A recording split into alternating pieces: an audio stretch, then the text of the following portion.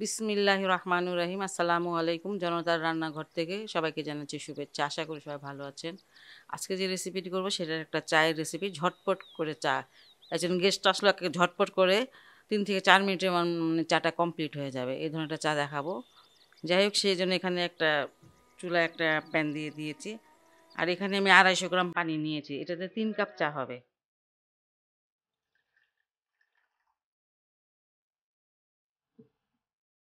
আমি একটা চায়ের চামচ নিয়ে নিয়েছি, আর আমি 3 কাপ চা বানাবো।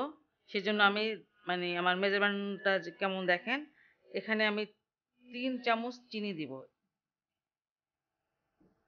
এই যে এইভাবে 3 চামচ চিনি দিব, আর মিষ্টিটা অবশ্যই আপনাদের মতন দিবেন, কিন্তু আমি যেরকম বানাই সেটাই আপনাদের দেখাচ্ছি। এই যে 3 চামচ চিনি, আর যে কোনো ব্র্যান্ডের গুঁড়ো দুধটা দিব, সেটাও 3 চামচই দিব। 2 3 চামচ। আর এই চিনি আর দুধটাকে আমি এই অবস্থায় মিশিয়ে নিব। এতে হবে কি, আপনার মানে দুধটা জমে যাবে না। অনেক সময় চাতে দিলে পরে পানিতে দিলেও জমে যায়, এটা আর হবে না। দুধ এবং চিনির মিশ্রণটাকে আমি পানির মধ্যে দিয়ে দিচ্ছি, একটু নেড়ে দিব।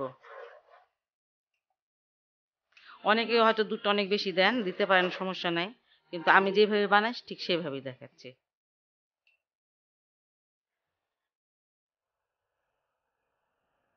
এখানে এখন আমি চা পাতা দিয়ে দিব, আর চা পাতাটাও দুধ চিনি যেভাবে দিয়েছে 3 চামচ 3 চামচই দিব, যেহেতু 3 কাপ চা। এই যে উঁচু করে 3 চামচ দিব চা পাতা। লিগারটা অনেকে খুব বেশি খান, তারা হয়তো মানে নিজের মতন করে দিবেন।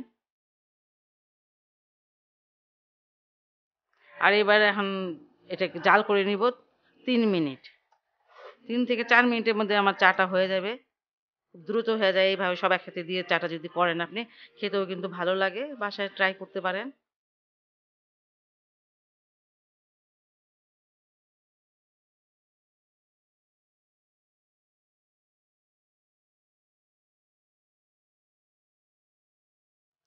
চাটা দেখেন 2 মিনিট হয়েছে, তাই খুব মানে বলক আসতেছে খুব সুন্দরভাবে। কালারটাও অনেক সুন্দর একটা কালার আসছে। আর 1 মিনিট জাল করব, মোট 3 মিনিট মানে এটাকে আমি জাল করব। একবারই পানিতে আপনি চিনি, দুধ, চা পাতা দিয়ে দিবেন। তারপরে এটাকে জাল করে নেবেন 3 মিনিট। আপনার চাটা রেডি হয়ে যাবে এবং খেতেও ভালো লাগে। আর আমি যে পরিমাণে চিনি, চা পাতা আর দুধ দিয়েছি, এই পরিমাণে যে আপনাকে দিতে হবে এমন কোনো কথা নেই। আপনারা যে যেমন মিষ্টি খান অমন মিষ্টি দিবেন। লিগার হয়তোবা অনেকে বেশি খান, অনেকে আবার কম খান। আপনার মতন করে আপনি চা পাতাটা দিবেন, ঠিক আছে? আমি আমার মতন করে দিয়েছি, মানে যেভাবে বানাই সেটাই আপনাদের দেখাচ্ছি। 1 মিনিট হয়ে গেছে, মোট 3 মিনিট হলো, আর আমি এখন চুলাটা অফ করে দিব। খুব ঝটপট করে চাটা বানিয়ে আপনাদের দেখালাম। 3 মিনিটে চাটা একদম কমপ্লিট।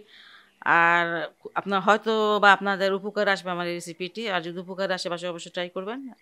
এখন আমার চ্যানেলকে লাইক, কমেন্ট, সাবস্ক্রাইব করবেন। সবাই ভালো থাকুন, সুস্থ থাকুন, নিরাপদে থাকুন, এই দোয়া করি। আল্লাহ হাফেজ।